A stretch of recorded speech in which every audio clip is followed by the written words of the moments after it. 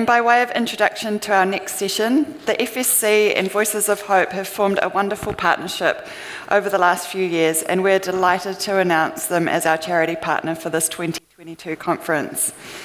The last couple of years, as I'm sure you can all recognise, have been really tough on everybody's mental health.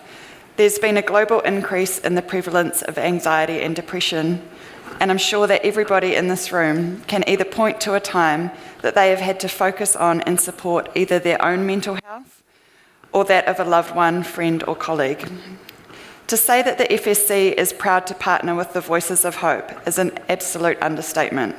The work that they do to create and implement change for mental health through stories of lived experience is so incredibly important on an individual, communal and global scale. All donations make such a huge difference to the work that Voices of Hope do, and they're greatly appreciated. You can help by donating and contributing to the Lego wall in the expo area, where you can buy Lego packs and create your company's logo. And we've got a target of $10,000, and I'm going to ask Jen very shortly to share how we're tracking with that, and to thank those organisations that have already donated. Now, before we invite Jen to the stage, I've got a magic trick for you. So pay close attention to my hands, because before your very eyes, I'm going to transform Riss from an MC into a facilitator. Now, can you repeat after me? Abracadabra. Alakazam. Boom. Now that that's worked, I'd like to introduce and thank Riss, Head of Content Communications and Marketing at the FSC, for facilitating this next session.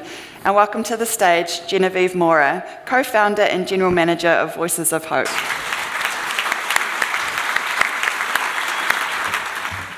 Hi, Jen. Hello. Nice to be here up on the stage with you. Thank you for having me. Yeah, we're going to have a really good chat.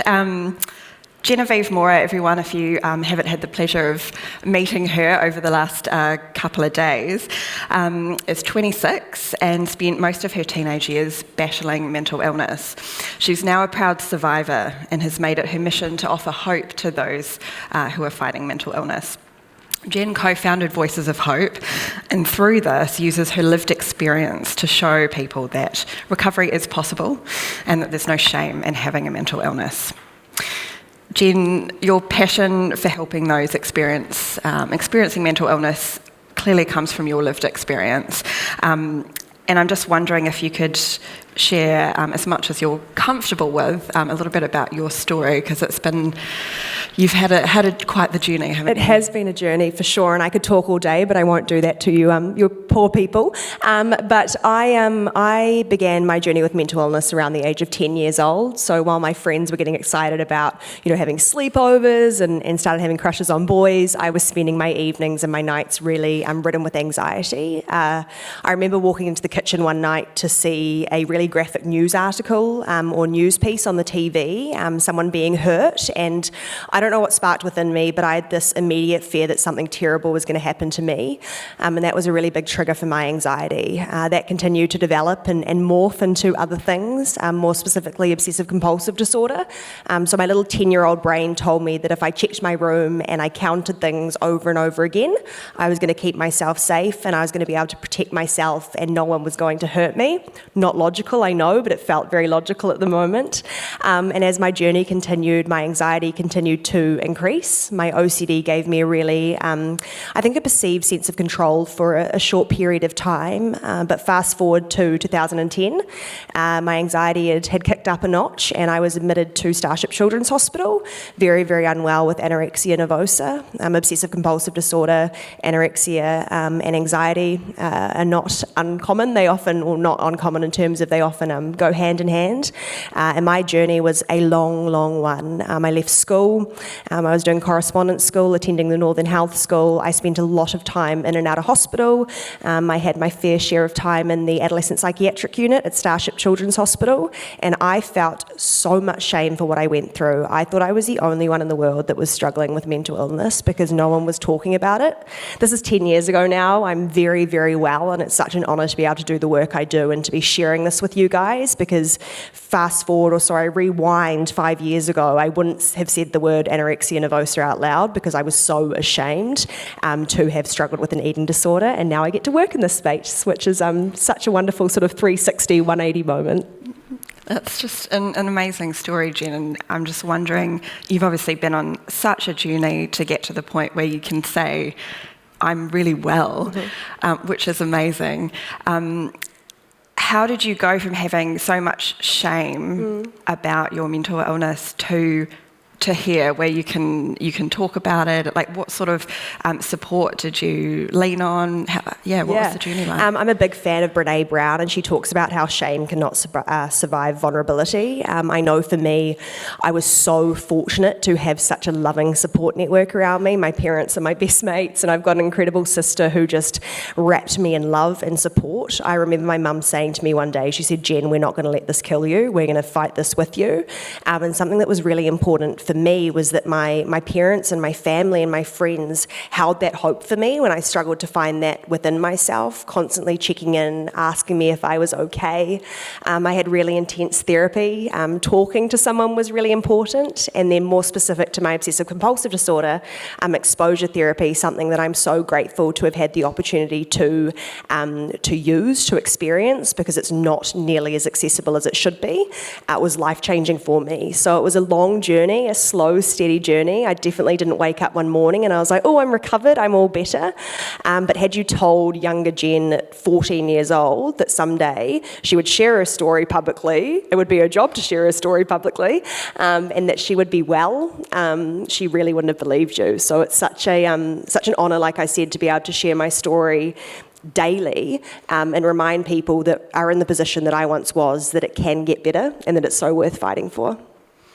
And so how did you and your co-founder, Jazz Thornton, come to form Voices of Hope? What's the story there, and what's some of the amazing work that you've already done? Awesome. Well, I'll give you a quick rundown. I've actually just received a publishing deal, so I'm going to be writing a book, so you can read my full story next year and hear more about Voices of Hope and how we came to be. But Jazz and I were ultimately connected through a mutual friend of ours, both Jazz and I, who, if you've been to FSC before, you may have heard Jazz speak. She was also Young New Zealander of the Year last year and recently won Dancing with the Stars. She's currently in New York at the United Nations General Assembly. Otherwise, she would be here gracing her presence with you all. She does say hello. But Jazz and I were connected through a mutual friend, and we wanted to combine our passion for helping people with our big interest in the media industry. I was at drama school, Jazz was studying at South Seas Film School. We knew we wanted to share stories, and so we started by interviewing our friends. We just assumed our friends would want to talk about their mental health, which was an assumption because a lot of people were still struggling to do that a few years ago. But we had some friends that came forward and said, let's sit down, let's talk about this, and let's open up these conversations. So it really started as us talking to the people in our lives, asking them about their journey, focusing on how they got through what they were going through. So we always give context to people's journey because it's really important to show where people have been, but we like to focus on how they got to where they are now.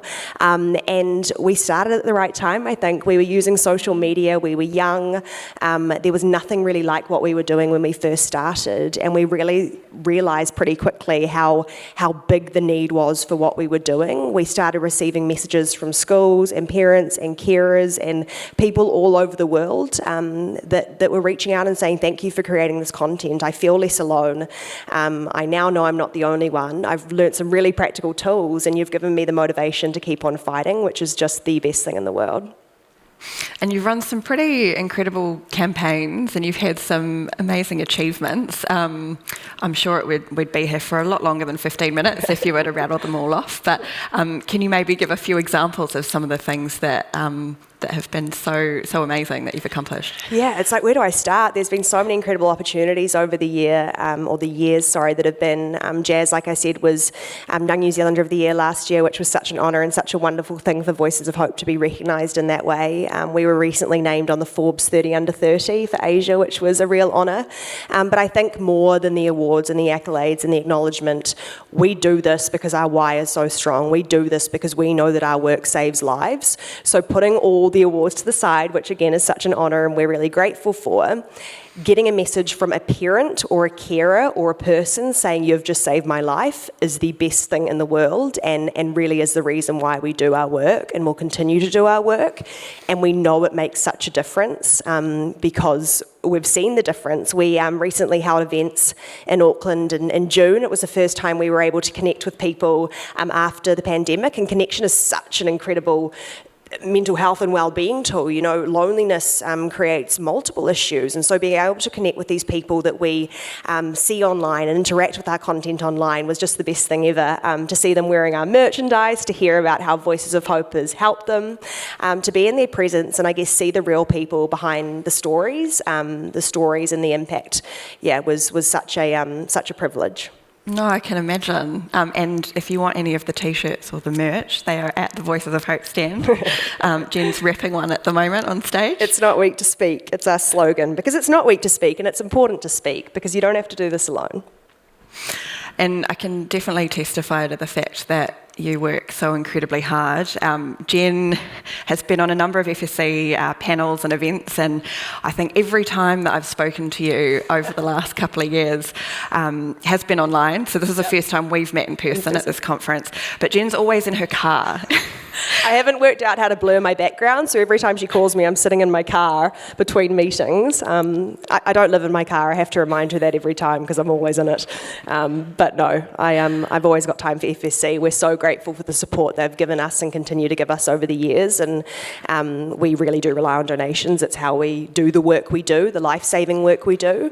So to be able to network and meet new people and share Voices of Hope to a group of people that we may not be able to reach otherwise is such an incredible honour for us.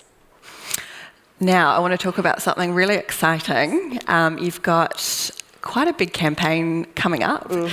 And I think we've got a little video that we're going to show you. I don't think anyone's seen it yet, so this is very exciting. This is a new campaign. We're launching this on Monday the 26th, which is the first day of Mental Health Awareness Week.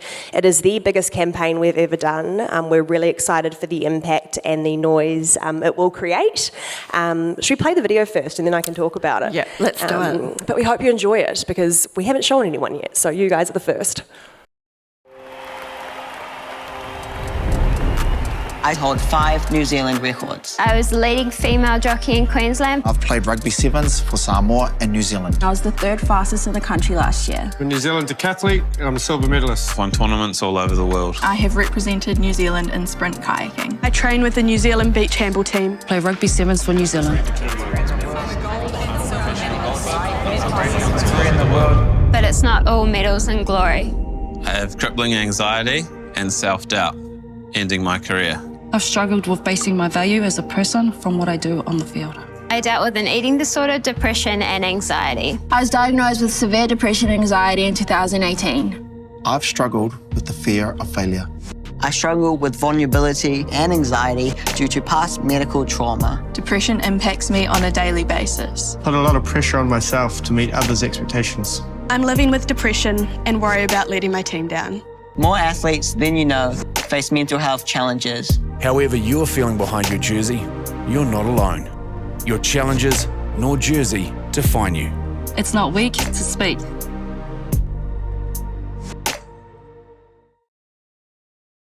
So that is a little teaser of our new campaign called Behind the Jersey. It's a campaign around mental health in a sporting world. We have a couple of videos like that, and we've also sat down with the likes of Israel Dagg. We have Niall Williams, Ty Wynyard and Simone, who we are talking about for the first time their own battles with mental illness, the struggles they've gone through, but again, how they got to where they are today.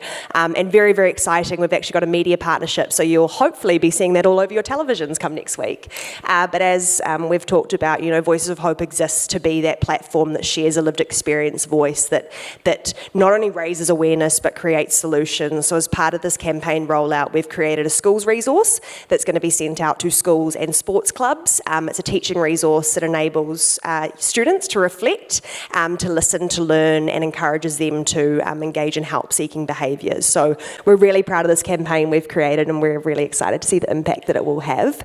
So next week, very exciting. It's coming up quickly. It's been a long journey to get there, but we're close.